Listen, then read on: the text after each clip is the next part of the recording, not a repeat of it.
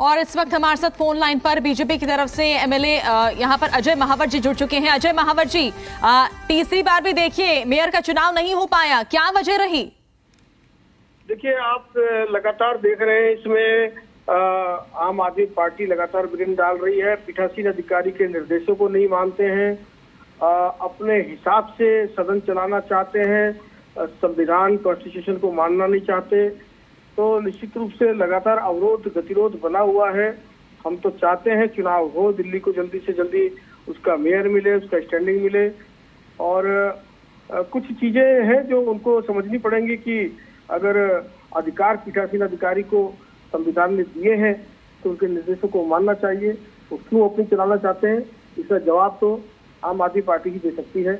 आज जैसे मेरी जानकारी में आया कि 2 विधायकों के खिलाफ पीठासीन अधिकारी ने कहा था, अखिलेश त्रिपाठी संजीव झा को, वो लोग शायद उकसा रहे थे या क्या कर रहे थे मुझे नहीं पता, लेकिन वो नहीं गए बाहर, तो गतिरोध बन गया। फिर तो क्या बीजेपी की तरफ से पार्षदों का हंगामा नहीं हुआ, केवल आम आदमी पार्टी हंगामा कर रही थी? देखिए, मैं सदन के अंदर तो नहीं था, लेकिन मुझे जो जानकारी मिली है कि लगातार जो है आम आदमी पार्टी इसमें गतिरोध डाल रही है और शायद उनको भरोसा नहीं है कि उनका मेयर चुना जाएगा। कारण है कि उनके 2-2 सेट भरे हुए उनके पार्षदों का आपस में शायद मेयर के प्रत्याशी के प्रति अपना भी विश्वास नहीं है। इसी कारण वो डबल स्टैंडर्ड का गेम खेल रहे हैं। अभी एक तरफ वो एलजी पर आरोप लगाते हैं, भाजपा पर आरोप लगाते हैं, दूसरी तरफ खुद ही सदन में ऐसी बाधाएं उत्पन्न करते हैं जिससे सदन को डिस्टर्ब हो और वो अपनी कार्रवाई से हटे। लेकिन देखिए, बार बार अजय महावर जी, बार बार ऐसा हो रहा है। आज तीसरी बैठक थी एमसीडी में और उम्मीद यही लगाई जा रही थी, दिल्ली की जनता की अगर खासकर बात करें, दिल्ली की जनता इंतजार कर रही है कि उन्हें नया मेयर मिलेगा। दिल्ली की जनता ने अपना काम कर दिया, उन्होंने तो वोट दे दिया है, लेकिन अब नया मेयर कब मिलेगा ये सवाल दिल्ली की जनता उठा रही है। उन्हें क्या जवाब देंगे? निश्चित तौर पर मैं ये मानता हूं कि दिल्ली को मेयर मिलना चाहिए, लेकिन दोनों पार्टियों की सामूहिक जिम्मेदारी है ना, खाली भारतीय जनता पार्टी की जिम्मेदारी तो नहीं है। जब तक वो ज्यादा संख्या में होते हुए भी गैर जिम्मेदाराना व्यवहार कर रहे हैं, अब दिल्ली असेंबली में तो चल जाती है बात, क्योंकि वो 62 हैं, हम 8 हैं, तो वो दादागिरी कर लेते हैं, तानाशाही कर लेते हैं, हमें मार्शल आउट कर देते हैं। यहाँ पर संख्या पक्ष विपक्ष की भी मजबूत है, इसलिए वो अपनी तानाशाही प्रवृत्ति नहीं कर पा रहे हैं। तो मुझे लगता है उन्हें संविधान पे विश्वास करना चाहिए, उन्हें पीठासीन अधिकारी की बात को माननी चाहिए, जिससे सदन सुचारू रूप से चले और दिल्ली को उसका मेयर मिल सके। नहीं तो सवाल यही उठ रहा है ना कि मेयर मिलेगा कैसे? हर बार एक नई तारीख आ जाती है, फिर जिस दिन ये तारीख, जिस दिन ये कार्रवाई होती है, जिस दिन बैठक होती है, उस दिन फिर हंगामा हो जाता है, फिर मेयर का चुनाव नहीं हो पाता है। निश्चित रूप से आप बताइए क्या करें, पीठासीन अधिकारी क्या करें? मुझे लगता है कि बार बार वो दोनों पक्षों से आग्रह कर रही है, लेकिन आम आदमी पार्टी के लोग मानते नहीं है, डबल स्टैंडर्ड गेम खेलते हैं, पीछे से उसको करना नहीं चाहते, खुद ही चुनाव नहीं करना चाहते। वो उनको भरोसा ही नहीं है अभी अपने आप पर। चलिए, बिल्कुल बने रहिए हमारे साथ। आम आदमी पार्टी की तरफ से हमारे साथ घनेंद्र भारद्वाज जी जुड़ चुके हैं। घनेंद्र भारद्वाज जी, तीसरी बार भी देखिए बैठक में मेयर चुनाव नहीं हुआ है। देखिए, जिस तरीके से पूरा देश ने देखा है कि आज प्रोटेम स्पीकर ने एक बार फिर से गुंडागर्दी करके दिल्ली मेयर का चुनाव नहीं होने दिया। आज सदन की कार्रवाई जैसे स्थगित हुई, सबसे पहले तो प्रोटेम स्पीकर एक आदेश लेके आती है और कहती है कि नॉमिनेटेड पार्षद भी वोट करेंगे मेयर की, डिप्टी मेयर की, स्टैंडिंग कमेटी की, जबकि देश के संविधान में साफ साफ लिखा है कि नॉमिनेटेड काउंसिलर वोट नहीं कर सकते, डीएनसी एक्ट में लिखा हुआ है। और उसके बाद जिस तरीके से पीठासीन अधिकारी ने कहा कि हमारे 2 विधायक अखिलेश त्रिपाठी और संजीव झा सदन में नहीं रह सकते, जब संजीव झा और अखिलेश त्रिपाठी के ऊपर देश का कानून ये कहता है, संविधान ये कहता है कि किसी को अगर 2 साल की सजा हुई होती है तो वो डिस्क्वालिफाइड होता है। पीठासीन अधिकारी की गुंडागर्दी चल रही, नॉमिनेटेड भी वोट करेंगे, अखिलेश त्रिपाठी बाहर जाए, संजीव झा बाहर जाए, सारे विधायक बाहर जाए, और इस तरीके की एक अराजकता, इस तरीके की गुंडागर्दी प्रोटेम स्पीकर की देखने को मिली। निश्चित तौर पर आज जिस तरीके से हुआ, संविधान का पूरा इन्होंने गला दबाने की कोशिश करी, लोकतंत्र की एक बार फिर से हत्या करी, क्योंकि भारतीय जनता पार्टी नहीं चाहती कि दिल्ली को एमसीडी को आम आदमी पार्टी गवर्न करे। एमसीडी में भी केजरीवाल मॉडल ऑफ गवर्नेंस लागू ये भारतीय जनता पार्टी नहीं चाहती।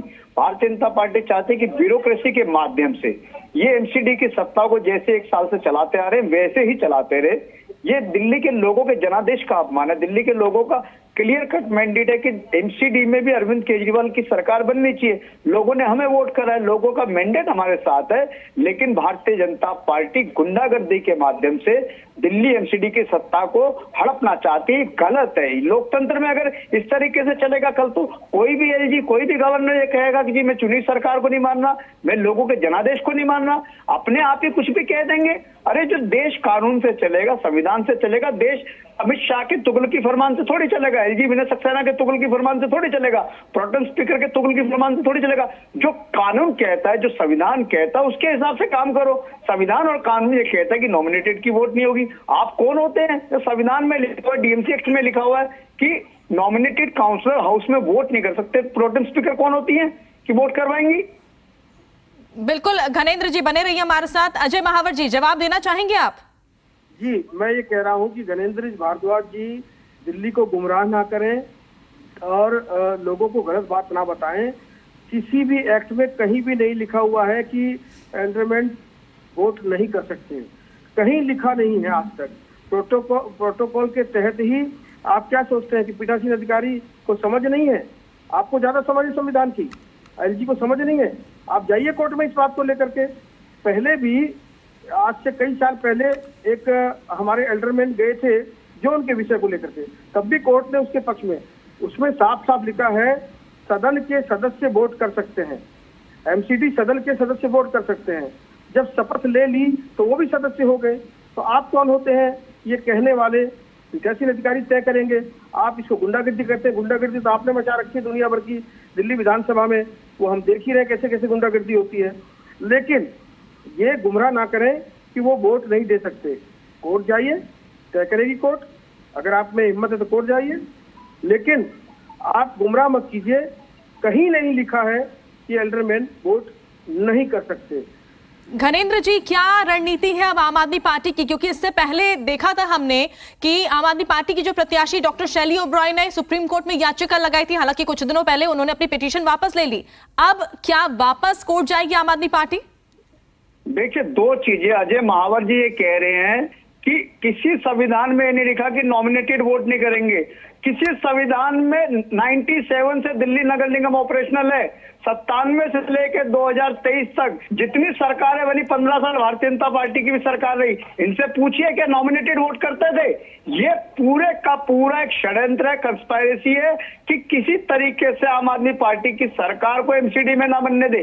किसी तरीके से भारतीय जनता पार्टी का जो भ्रष्टाचार का, जो करप्शन का मॉडल एमसीडी में इन्होंने 15 साल में स्टेब्लिश करा है, वो चलता रहे। Arvind Kejriwal model of governance लागू ना हो। और ये कह रहे कोर्ट चले जाए। अरे दिल्ली के लोगों ने हमें शासन करने के लिए वोट करा है। दिल्ली के लोगों ने हमें कोर्ट में खड़े होने के लिए वोट नहीं करा। दिल्ली के लोगों के मैंडेट के साथ ये लोग मजाक कर रहे हैं। दिल्ली के लोगों के मैंडेट को कुचल रहे हैं।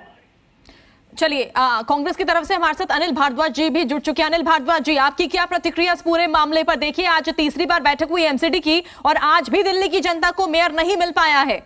देखिए, जो दिल्ली की जनता से इन दोनों पार्टियों ने कॉर्पोरेशन के इलेक्शन से पहले बेहतर दिल्ली के लिए, कूड़े के पहाड़ हटाने के लिए जो भी वायदे किए थे, वो वायदे को काम शुरू करना तो अलग दूर, शर्मसार है दिल्ली के जिस तरह का सदन का व्यवहार लगातार नजर आ रहा है, जिस तरह का इन दोनों पार्टियों ने लोकतंत्र को एक नाटक बना दिया है।